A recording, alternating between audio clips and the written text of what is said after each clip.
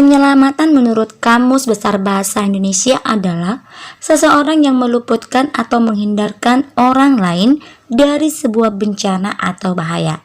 Ya, kita masuk pada pembelajaran yang kelima ala penyelamatku.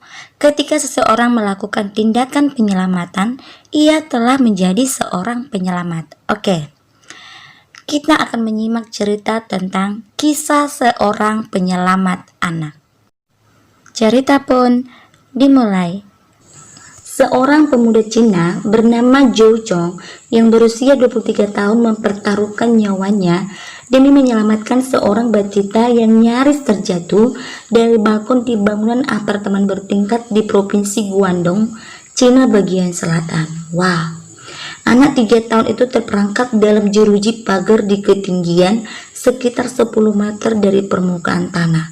Jauh sekali ya. Dan Zhou Chong yang melihat meraih kakinya dan membantunya untuk memanjat. Tapi tidak semudah itu. Zhou Chong harus berkata dulu kepada si anak kalau polisi akan segera datang menolong. Zhou Chong harus memanjat gedung itu untuk menopang si anak dengan tangannya selama 10 menit sampai akhirnya anak itu diselamatkan. Kakinya pada saat itu terasa lelah, bahkan tangannya berpegangan pada tepi balkon untuk menopang tubuhnya dan memegangi anak itu dengan tangan yang lain. Lalu ketika penolong datang, dia pun segera pergi dari tempat kejadian. Zhou Chong berkata waktu itu dia tidak memikirkan apapun kecuali niat tulus ingin menolong si anak. Wah, hati mulia ya. Baginya, tugas penyelamatan itu mudah karena sebelumnya ia bekerja sebagai pekerja konstruksi.